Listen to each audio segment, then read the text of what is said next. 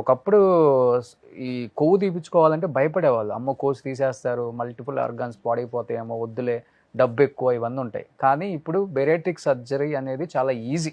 చిన్న హోల్ పెట్టి ఫ్యాట్ తీసేసి వాళ్ళని యాజ్ ఇట్ ఈజ్ గా ఫ్యాట్ చేసేస్తున్నారు. కాదు, బేసిక్లీ బెరాట్రిక్ సర్జరీ అంటే చిన్న హోల్స్ స్టమక్ ని చిన్నగా చేస్తాం, ఓకే, ఇంటెస్టైన్ తో జాయిన్ చేస్తాం. ఎట్లా హార్ట్ బైపాస్ ఉందో అట్లా స్టమక్ బైపాస్ చేస్తాం. అంతే. అంతే, కొవ్వు తీసేది ఏం లేదు.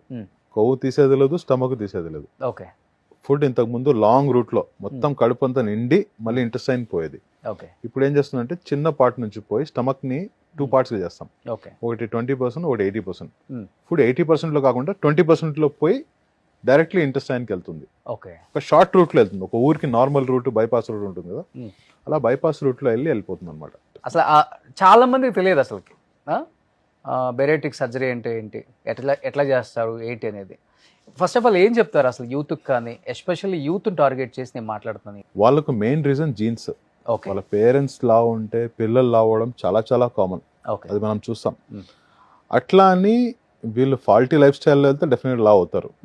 ఇష్టం వచ్చినట్టు తినడము, స్ట్రెస్, స్లీప్ లేకపోవడం, డిప్రెషన్, ఇట్లాంటి విషయాలు ఉంటే లా అవుతారు. ఓకే, కానీ ఆడవాళ్ళలో ఏమంటే అది కాకుండా ప్లస్ హార్మోన్స్ కూడా ఉంటాయి.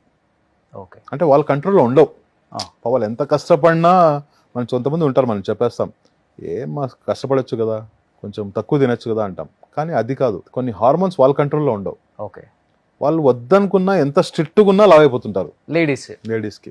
అంటే జెంట్స్తో పాటు అడిషనల్ అది. ఓకే, సో యూత్ ఎట్లుందంటే ఇప్పుడు ఉన్న సిచ్యువేషన్లో చాలా ఈజీగా ఆల్కహాల్ అవైలబిలిటీ కానీ, food availability, thousands of restaurants, easy delivery apps, okay, food అంటే ఈజీగా దొరికేస్తుంది. సో మనం ఆప్ట్ చేసే చాలా వరకు ఫుడ్ కార్బోహైడ్రేట్సే ఉన్నాయి.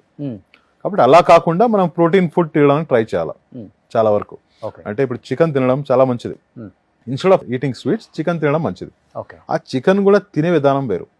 మనం బాయిల్డ్ తింటే మంచిది, గ్రిల్ తింటే మంచిది, డీప్ ఫ్రై తినకూడదు. ఓకే, సో అలా మనం తీసుకున్న చాలా వరకు ప్రోటీన్స్ మీద కాన్సన్ట్రేట్ చేసి కార్బోహైడ్రేట్స్ని ఎంత తగ్గిస్తే అంత మంచిది. జీరో చేయడం కష్టము, ఎంత తగ్గిస్తే అంత మంచిది. ఎస్పెషల్లీ మన సౌత్ ఇండియాలో జీరో చేయడం హైలీ. మనం కడుపు నిండకపోతే మనకు నిద్ర రాదు. అదే మన నార్త్ ఇండియాలోకి పోయారనుకోండి, ఇంత రైస్ అంత చపాతీ ఇస్తారు. ఇక్కడ రివర్స్, ఇంత రైస్ అంత చపాతీ ఇస్తారు. చాలా మంది చెప్తారు రైస్ కి బ్రౌన్ రైస్ కి కూడా పెద్ద డిఫరెన్స్ ఏమి ఉండదు, అన్ని సేమ్ అండి. మనం అనుకుంటాం అంతే. చిన్న హ్యాబిట్ ని చాలా వరకు చేంజెస్ అయిపోతాయి బాడీ. ఇప్పుడు ఫర్ ఎగ్జాంపుల్ మనం తినే దాంట్లో ఫస్ట్ సాలడ్స్ తిని, అది తిని మనం కడుపు నిండుకుంటే మంచిది, మిగతావి నిండాల్సిన అవసరం ఉండదు. అవును, అట్లా వెజ్జెస్ కానీ అది కానీ ఇది కానీ కొన్ని ట్రై చేస్తే మంచిదని నేను అనుకుంటున్నా. అంటే పర్ డే ఇప్పుడు మన లైఫ్ స్టైల్లో అసలు ఎంత ఉంటే ఫుడ్ అంటే ఒక్కొక్కరు అంటారు అసలు తినకపోయినా ఏం కాదు అంటారు. అవును, కొంతమంది డాక్టర్స్ చెప్తానే విన్నాను. నాకు ఆశ్చర్యంగా ఉంటుంది, మనిషి పుట్టింది తినడానికి కదా అన్నట్టుగా తింటారు మన వాళ్ళు. ఇంకా సంపాదించేది దేనికి కదా, తినడానికే కదా అంటారు. అసలు ఎంత తినొచ్చు సార్ రైస్? నేను చెప్పేది ఏమంటే మీరు క్వాలిటీ పైన కాన్సన్ట్రేట్ చేస్తే మంచిది. అస్సలు తినకపోవడం అనేది మంచిది కాదు. అంటే హైపోగ్లైసిమియా వస్తుంది బ్రెయిన్ కి షుగర్ అవసరం, ఆర్గాన్స్ కి షుగర్ అవసరం. కాబట్టి నేనేం చెప్తున్నా అంటే మీరు తినేది ఫుడ్స్ ఫర్ ఎగ్జాంపుల్ 3 సార్లు తింటారనుకోండి, దాన్ని 5 సార్లు చేసేయండి. ఓకే, ఇప్పుడు మీరు ఇంత తింటా ఉంటారు, బ్రేక్ఫాస్ట్ ఎంత, మధ్యాహ్నం ఎంత, అట్లా తినకుండా కొంచెం కొంచెం కొంచెం, మళ్ళీ మధ్యలో గ్యాప్ వస్తూ ఒక వెజిటేబుల్స్, తర్వాత ఒక ఫ్రూట్స్, అలా తినడం మంచిది నేను అనుకుంటాను. Okay okay. సో ఇప్పుడు ఓవర్ ఒబెసిటీ వల్ల కూడా ఎక్కువ అంటే మల్టీ ఆర్గాన్స్ ఎఫెక్ట్ అవుతాయి, డ్యామేజ్ అవుతాయి అంటారు కదా. ఎక్కువ దేని మీద అవుతుంది సార్ ఈ ఒబెసిటీ వల్ల? ఫస్ట్ డ్యామేజ్ వచ్చేది మీకు లివర్ పైన. సో ఇప్పుడు మనం ఏమంటే చాలా వరకు ఇంతకుముందు ఓన్లీ ఆల్కహాలిక్స్ లోనే ఫ్యాటీ లివర్స్ అది చూసేవాళ్ళం. ఇప్పుడు నాన్ ఆల్కహాలిక్ ఫ్యాటీ లివర్ ఎక్కువ అయిపోయింది. ఎందుకని సార్? దాన్ని నాష్ అంటారు, non alcoholic steatohepatosis, NASH, NaSH. తాకపోయినా లివర్ పాడైపోతుంది. ఏమవుతుందంటే మనం తినే కార్బ్స్ అలా ఉన్నాయి, మనం తినే ఫుడ్ ఆల్కహాల్ అంత పవర్ఫుల్ గా తింటున్నాం. కొంతమంది ఉంటారు, మనం అసలు నేను ఒక చుక్క కూడా తాగలేదు లైఫ్ లో, కానీ ఎక్కట్లా లివర్ డ్యామేజ్ అయింది అడుగుతారు కదా. He has done something else apart from it. Okay. So ఇప్పుడు ఓవర్ ఒబెసిటీ వల్ల కూడా హార్ట్ అటాక్స్ కామన్. అది లివర్ డ్యామేజ్ అవుతుంది. మనం లివర్ గురించి మాట్లాడుతున్నాము, లివర్ డ్యామేజ్ అవుతుంది. ఒబెసిటీ వల్ల ఫస్ట్ ఎఫెక్ట్ అయితే లివరే. Okay, grade 1, grade 2, grade 3, grade 4 ఉండదు, డైరెక్ట్ లివర్ డ్యామేజ్. సిరోసిస్ అంటారు. ఆల్కహాలిక్స్ లో మీరు చూస్తుంటారు, బబుల్స్ లా ఉంటాయి లివర్ పైన, అదే సిరోసిస్. ఓకే, అది స్టేజ్ 3 ద్వారా సిరోసిస్. ఇప్పుడు నాకు మీకు ఎవరు చూసినా గ్రేడ్ 1 ఉంటే అని ఉంటుంది అందరికి. మనం అట్లా ఉంది ఇప్పుడు. ఓకే, ఇంతకుముందు అంత కామన్ కాదు. ఇప్పుడు నాష్ అనేది కామన్ అయిపోయింది. కానీ ఇప్పుడు యూత్ ఎక్కువ వస్తున్నారు కదా మీ దగ్గరికి. చాలా ఆ? చాలా ఎలాంటి సిచ్యువేషన్ లో ఎలాంటి ఫేస్ లో వస్తున్నారు వాళ్ళు?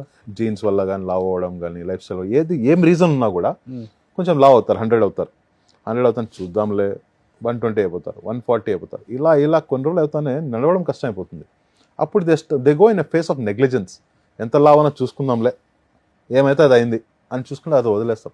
అలాంటి వాళ్ళు చాలామంది వస్తున్నారు. దే ఆర్ అనేబుల్ టు, ఇప్పుడు రాత్రిపూట పడుకుంటారు, వాళ్ళకి గొరకలు, భయంకరంగా గొరకలు, పక్కింటి వాళ్ళు వినగలుగుతారు, అట్లాంటి గొరకలు వస్తున్నాయి. స్లీప్ యాప్నియా అంటారు దాన్ని. చాలా కామన్ చూస్తున్నాం మేము ఇవన్నీ. Fatty liver, sleep apnoea. కానీ 28, 29, 30 ఏజ్ గ్రూప్ వాళ్ళకి పెళ్లి కాకముందే sugar, diabetic, heart related issues, blood pressure చాలా కామన్. మనం ఎట్లా అంటే స్పెషలీ మన ఆంధ్రాలో మనం తినే దాంట్లో పికిల్, అది ఇది, సాల్ట్, మిరపకాయ అన్ని వేసుకుంటామా. ఓకే. దానివల్ల ఫస్ట్ పెరిగేది బ్లడ్ ప్రెషర్.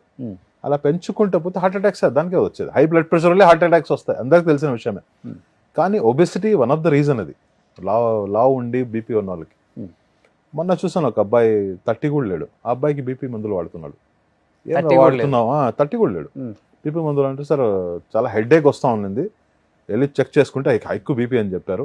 కొంచెం లావ్ ఉన్నాడు, 100 కేజీలు ఉన్నాడు అని చెక్ చేసుకుంటే బీపీ ఉందని చెప్పారు. హై బీపీ వేసారు, టాబ్లెట్ వాడుతున్నాను, టాబ్లెట్స్ వాడడంలో కొంచెం బెటర్ ఉంది. సో నేను చెప్పడం ఏమంటే అట్లాంటి ఏజ్ లో కూడా ఇప్పుడు ఏజ్ అట్లాంటిది ఏం లేదని అంటున్నాను. కానీ సార్ ఇప్పుడు ఈ బిఎంఐ చెక్ చేసేసుకొని వాడికి వాడే జడ్జ్ చేసుకొని వాడికి వాడే డయాగ్నోస్ చేసుకుంటున్నాడు. అది అసలు చాలా వరకు మీకు అర్థం కావాల్సిన ఏమంటే కొంతమంది హైట్ ఉంటారు. అవును. వాళ్ళకి 120, 130 కేజీ పెద్ద విషయం పడకపోవచ్చు. కొంతమంది షార్ట్గా ఉంటారు, వాళ్ళకి చాలా ఎఫెక్ట్ అవుతుంది. అవునా?